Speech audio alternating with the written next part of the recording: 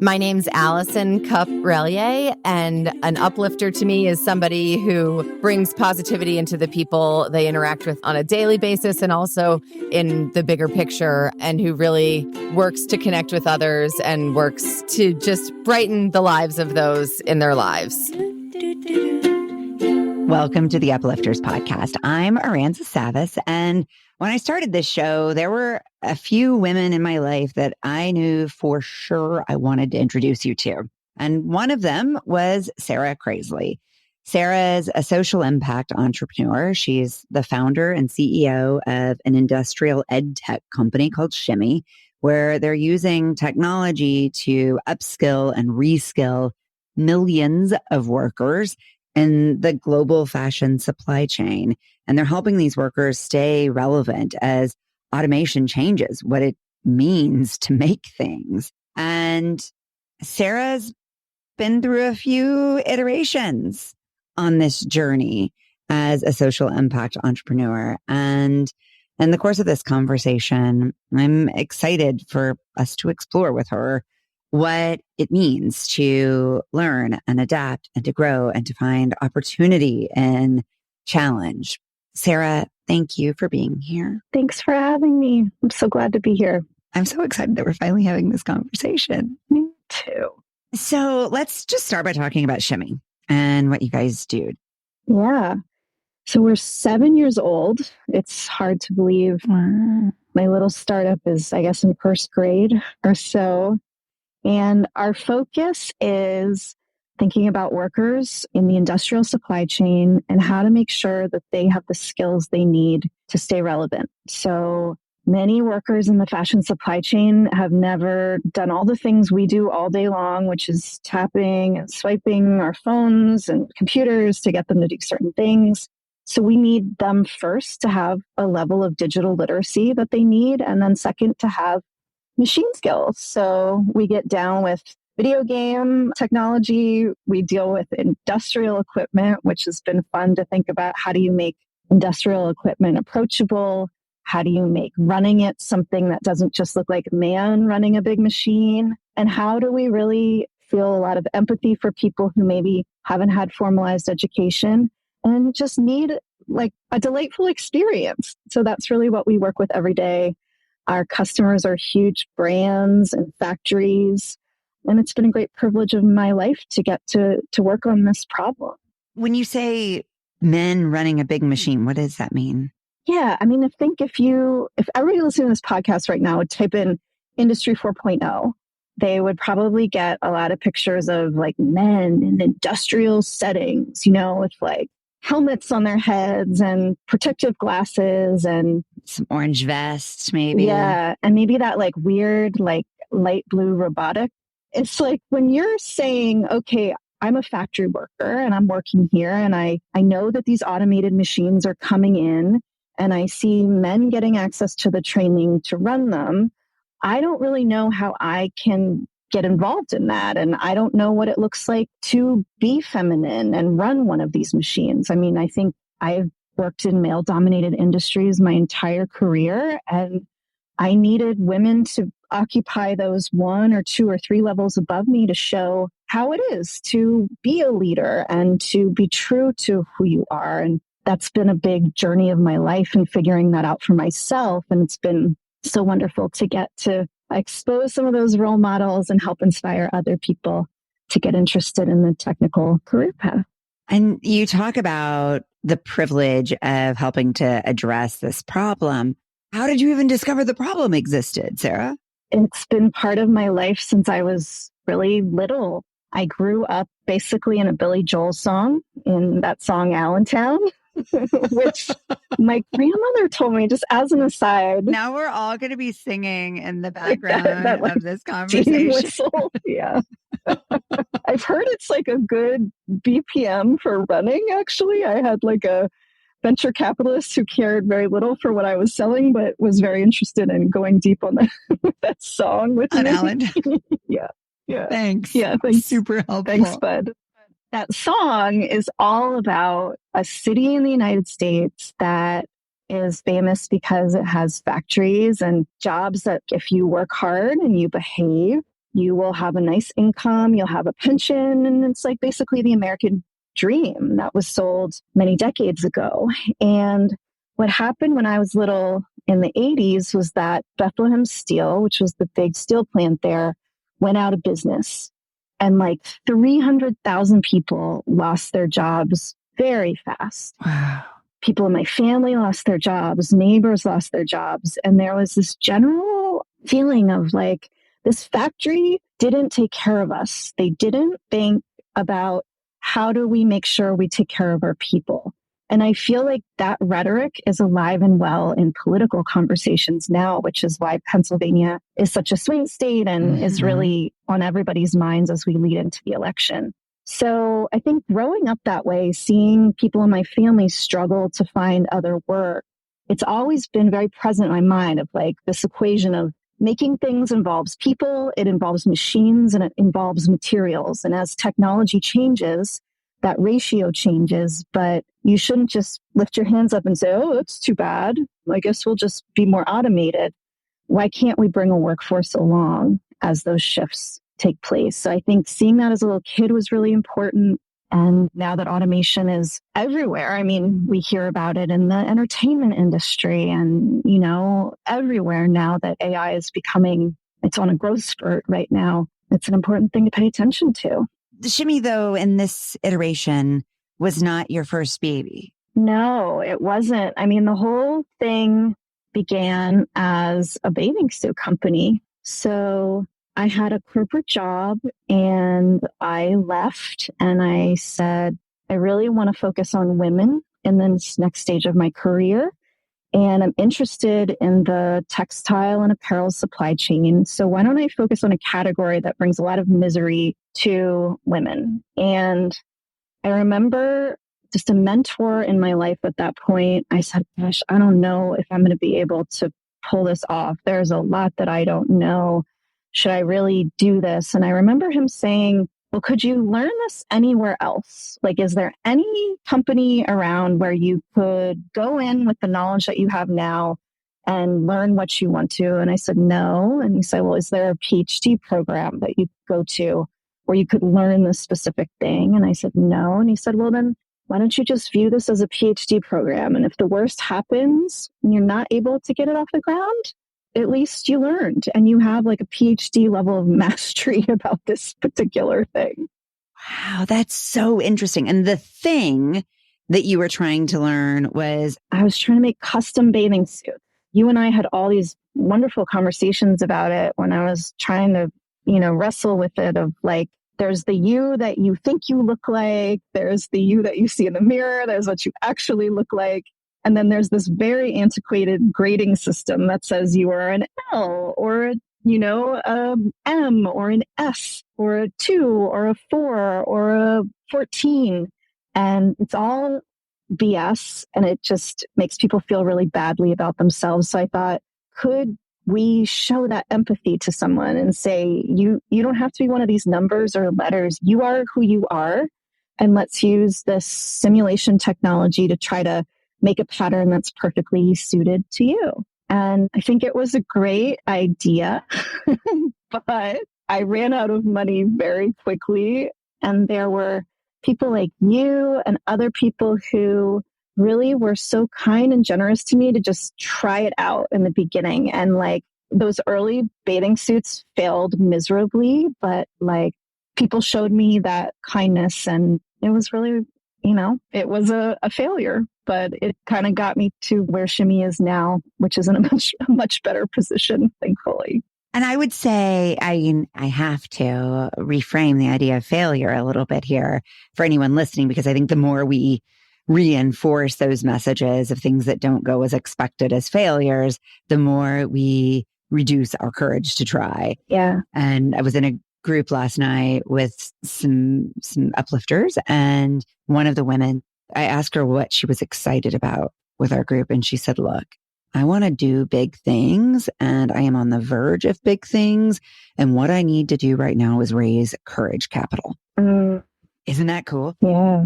And she said, the way I'm going to raise courage capital is I'm going to spend time around women who are courageous. And I think in your story, there is such a courage capital boosting story.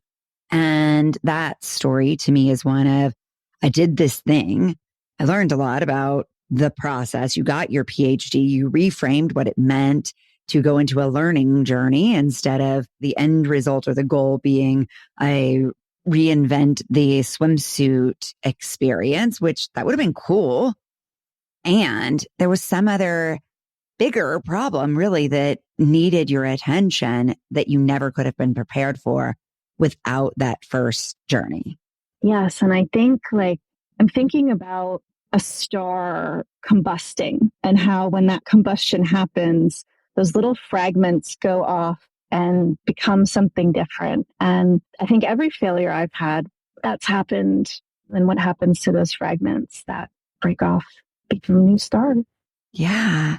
And it's the ones that you cultivate, and then it's the ones that the rest of us cultivate. And so that for me was the output of your first journey is you boosted my courage capital. And it never dawned on me to think of that as a failure because I was like, wow, I think retail and apparel is one of those industries where we've seen a fair number of female entrepreneurs, not that they make up a big percentage of tech entrepreneurs at all, but we see them in a few common categories, wellness, apparel, but that pivot that you took to really focus on technology and the worker, to me, that felt like an even more male dominated category. Little did I know, but yes, that's true.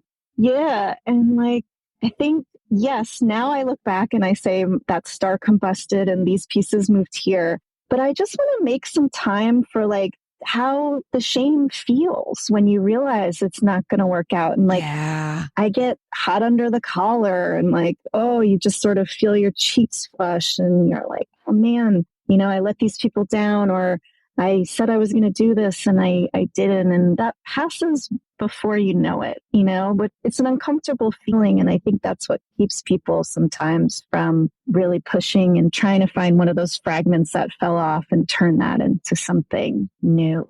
I'm also a person that I analyze everything. I feel like everything happens for a reason. And when I was looking for money and trying to get this thing off the ground, I flew to San Francisco and I presented in front of Athleta. And I had a whole pitch and I had spent time with their team and we were ready to go. And I just failed spectacularly. It was not the best pitch I've ever given. And I got on the plane back to New York and I said, oh, okay. What am I going to do? What am I going to do? And I said, you know what? Let's just have a good time on this flight. Let's watch a movie. Let's get some wine and some crackers and cheese. And just let's get back to New York, but let's just suspend all that and just rest a little bit. And Hidden Figures was playing on that flight. And I'd never seen it before. And that was what helped me figure out what to do with one of those pieces of Star. Octavia Spencer's character in that movie is Dorothy Vaughan, who was one of the women at NASA. And she saw these big IBM mainframe computers coming in. And she said, and she also looked at her department of 300 Black women who were doing the written computations and said, I need to teach them how to run that. And that was the moment where I connected back to my childhood.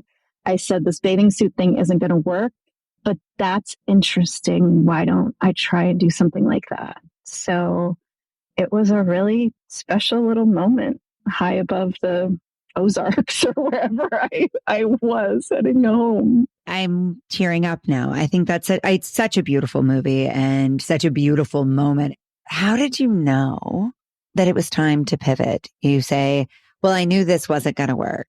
But that to me, that decision is one that I don't know how anybody really makes. Yeah, you don't know. So many times, even in the first years of Shimmy as it is what it does now, asking my friends and advisors, should I stop? Is this enough? I must have read that Seth Godin book, The Dip, 100 times.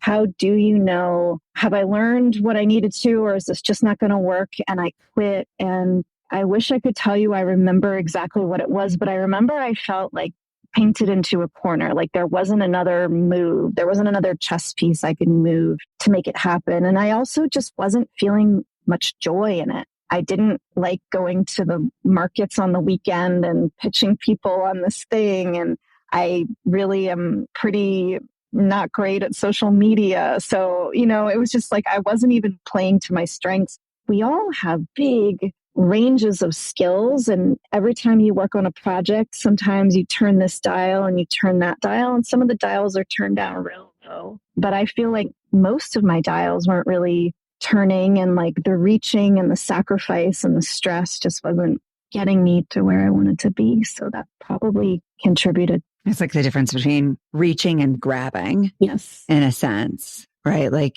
in the second piece, you were grabbing an idea, you were grabbing a hunk of star. And I identify that because I get it. And I feel like it's something that honestly, well beyond entrepreneurship, people experience in relationships, friendships, at work, you name it. There's that difference between I'm receiving what I'm really excited about and what is coming to me and feels natural and organic. And I'm trying to wrestle or muscle something into reality.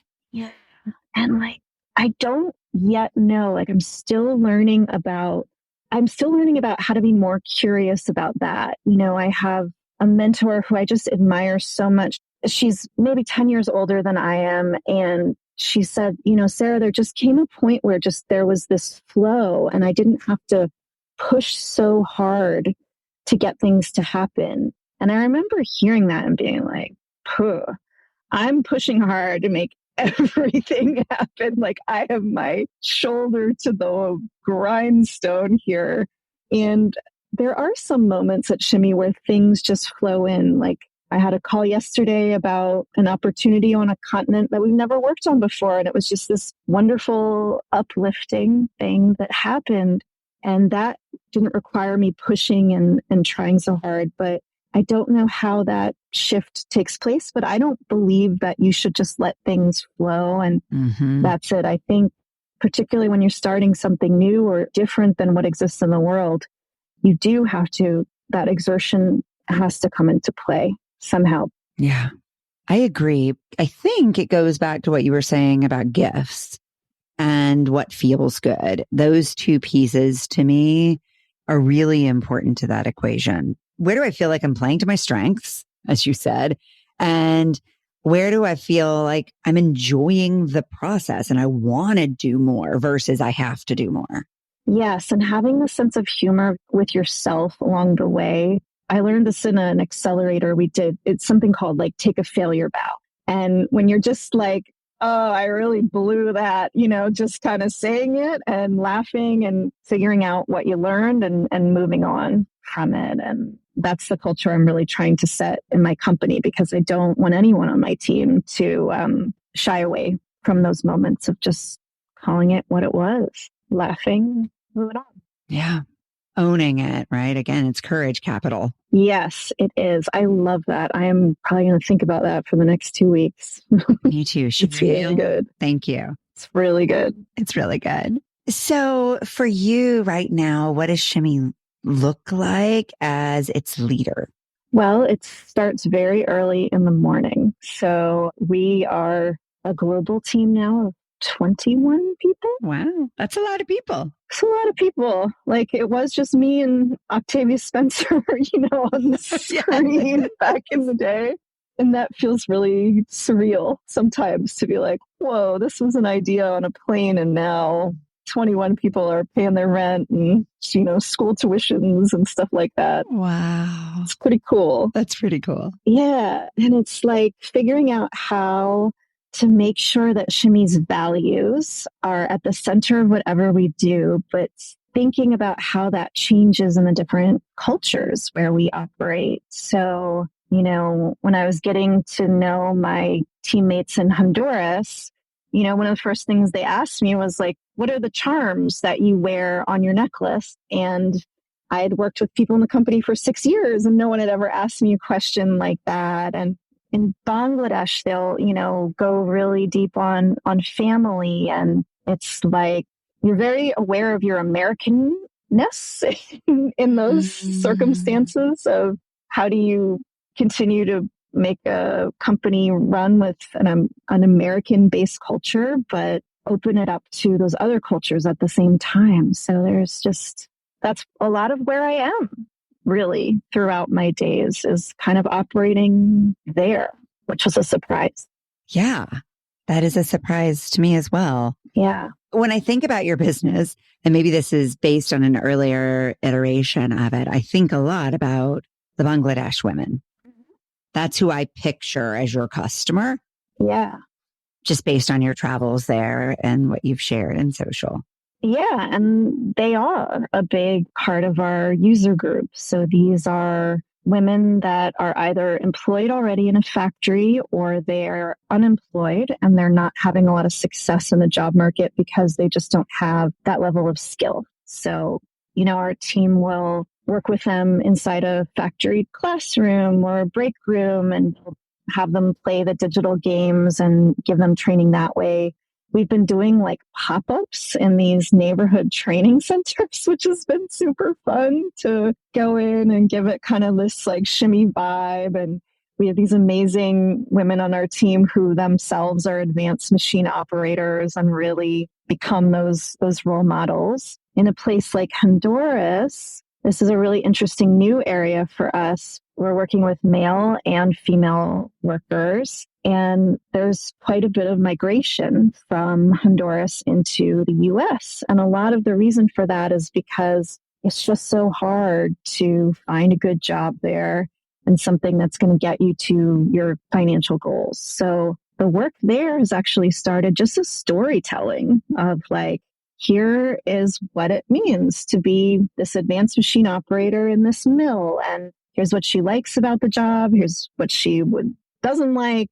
Here's how she gets there. Here's how she's helping to provide for her daughter. And yeah, just showing that population of folks that respect. So that's been a really interesting new project. It's part of a project from USAID. So it's our first time like really supporting an initiative from the White House and helping with the migration crisis that's happening right now, as well as making the supply chain more resilient, closer to where people are buying things. So that's been really cool to try something new. It sounds like there are so many huge ripple effects from this work too. I hope so. What gets you excited about the effect of Shimmy's work? Yeah, I heard Jerry Seinfeld interviewed this weekend on another notable podcast, the New Yorker Radio Hour. And he was saying, people think that it's really just like about making as much money as possible. And a lot of rich people are pretty miserable, actually, when you get to know them. He said the sweetness of life is really having skills and having mastery of skills. And I'm so happy when a worker tells me, thank you for giving me these new skills because no one can take them away from me. And they're with me forever. And they're going to be this lever that I can use to make more money or feel more confident. Or if I really hate working in this factory, go to a place that is nicer to me or allows me that mobility. So I feel grateful that we can help people in that way. And like, I hear awesome stories about people getting rid of family debt and being able to invest in their kids' educations and taking more of a control in the household because she feels more confidence. And like, my goodness, I'm so grateful that I get to help people in that regard. And I also get to like help the industry too.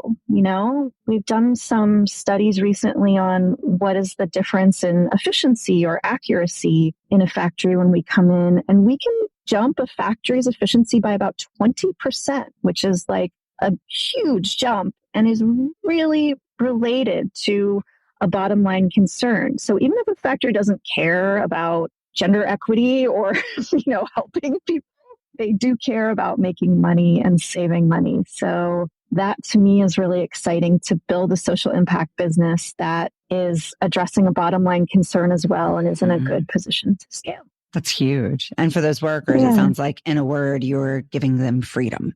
Trying. Yeah. Right. I mean, that the outcome that people have the freedom to remove themselves from unhelpful positions, to gain upward mobility, to feel confident, secure. Financial security. Yeah.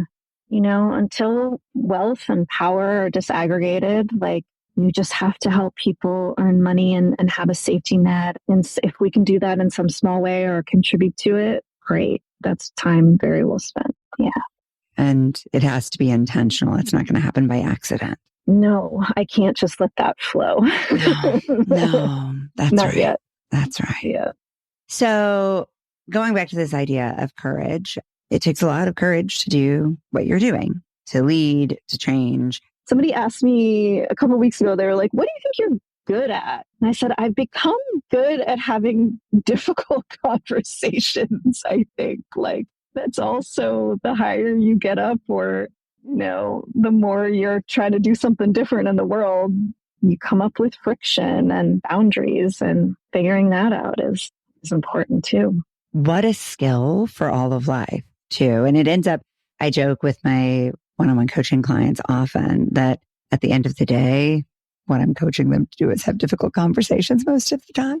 So it makes me super curious what techniques or practices you use to help you face those. Because as women, we really are trained to just suck it up, cover our eyes and ears, be nice, hope it'll change on its own, accept, tolerate, carry the burden. Mm-hmm. And so that facing head on is really uncomfortable for a lot of us.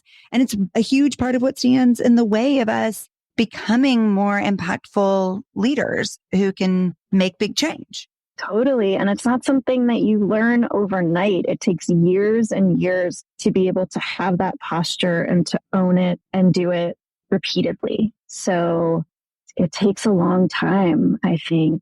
And so much of it is planning. I think as I've come more accustomed to coming into these conversations and knowing, like we had a meeting this morning that I knew was going to be challenging.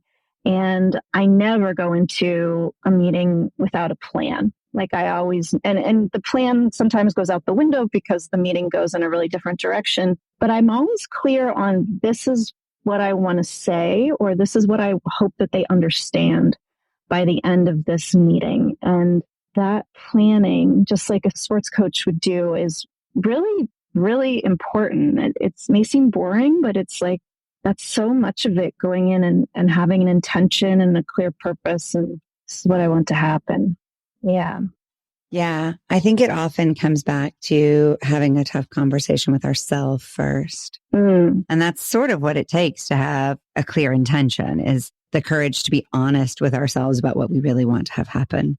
Yes. And getting back to what you said before, you made that great point about how women, we do all of this, meeting and stuff ahead of the conversation. And I think a few years back, I might have said, am I being too brash, or am I being too demanding, or whatever? And starting with, this is what I want to happen, and this is what I would love for this person to understand, puts at least that stuff aside. And then you're like really clear on the intention. And then you can say, I've had some PTSD from conversations like this in the past. And I know I get a little bit raw when it comes to this particular topic or that. Like Shimmy pitched for seed funding 2 years ago, and I pitched 174 times in an entire year. It was the worst year of my life running this company. And I got to tell you, when I talk to venture capitalists, they could be the loveliest person in the world, but I still have those raw feelings from that experience. But I know that about myself, and I make sure that I really try to be more open or generous when I go there, so I'm not unfair to them, because they weren't the ones making that a very difficult year for me. Yeah, I think that's true for so many of us, that those assumptions that what happened in the past will be repeated get in our way of creating a different future. Yeah. And our brains are conditioned that way, right? Yeah. Like when one shoe drops, the brain is... It's a safety mechanism. Exactly. I think you had a guest on a few weeks ago who was talking about how fear can really protect us. And that's true. But you also have to say, well, maybe that shoe won't drop, or maybe that shoe will drop exactly on my foot and tie itself magically, and that wouldn't be such a bad thing. That's the shoe I've been waiting for. Me too. So, Sarah, with so much going on in your world and a lot of responsibility, you've got these 21 people who are paying their rent and millions of workers who you are showing up for. That's a lot. Yeah. What are the non-negotiables for you in terms of how you care for your well-being so that you can care for everything else you care about? Well, sleep is a non-negotiable for me. Amen. Yeah, I go to bed really early and I love that. And sleep is just a wonderful time to recover. I've heard it described almost as like a cleaning crew for your brain to come in and reorganize what it saw during the day. And I love thinking about giving my cleaning crew some time. And some dreams can feel like a vacation. I love good sleep.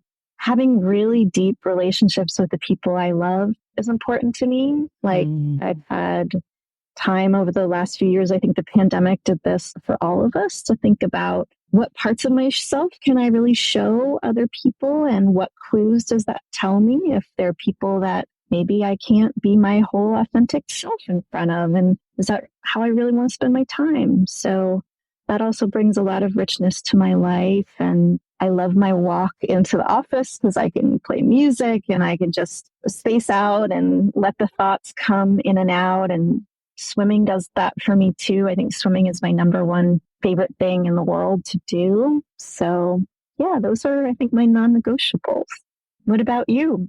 Oh, thanks for asking. Yeah, I mean, not dissimilar. Running is a huge piece of it for me. Running alone, running with other people, running while on the phone with my good friend. Wow. Processing. It's amazing. It's honestly life-changing. That's like a Taylor Swift level of stamina, right? She was like running on the treadmill and singing all her songs. And that's amazing that you can do that. We run, at least, I don't know how fast she's running in Central Park, but I'm over here in Prospect Park running very slowly while we talk. And that's cool. That's a huge piece of it. Sleep. Honestly, cooking is a big piece of it. Having some sort of creative outlet, usually while listening to a podcast. I'm a person who tends to be hyper responsive to stimuli. So if I can hear my children calling for my attention, I will respond. And they don't always need me to be so responsive. And so I've actually had to learn to sort of trick my brain into focus by intentionally tuning them out, either by listening to something or sticking in earplugs. And the less responsive I've become, the more self-managing they have become, and less anxiety and responsibility I feel. So, yeah, that sounds great. That's really cool. And routines, sleep routines, food. It's funny. It is. It's like all the old stuff. Yeah, there's nothing we've been new. doing it forever. It's just how we do it and how we fit it into our lives, which, hey, is the whole mission of Shimmy, isn't it? To evolve what is ancient, working hard to produce something, doing it in a way that is right for now. Yeah.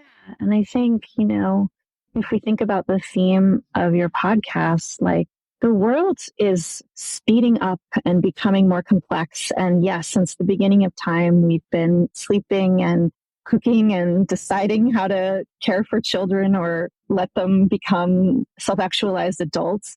I was thinking about what does the term uplift mean for me, and what is an uplifter? And I think it's just making it a little easier to be in this moment we're in now. We're in an enormous transition of technology and geopolitical forces. And how can we just be that little crinkly-eyed smile of somebody you see on the street, or somebody that, you provide some ease to a neighbor, or you're nice to a friend. It doesn't have to be a huge, big thing. Being that for that each other is going to, I think, help us through this really wild moment we're in right now.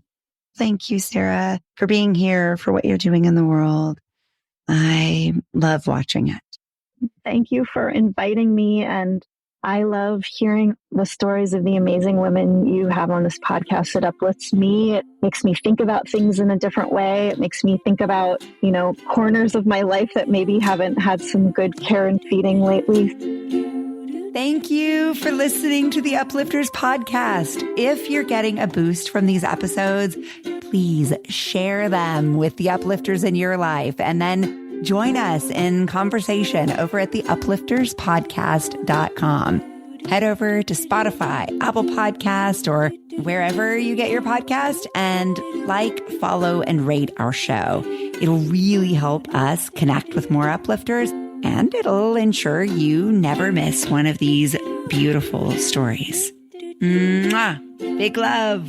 Painted water sunshine with rosemary and thyme. Dwell in the perplexing, though you find it vexing. Toss a star and hover, be your own best lover. Relish in a new prime, plant a tree in springtime. Dance with idle hindsight, bring the sun to twilight. Lift you up, whoa. Lift you up, whoa. Lift you up, whoa. Lift you up. Lift you up, whoa. Lift you up, whoa. Lift you up, whoa. Lift you up.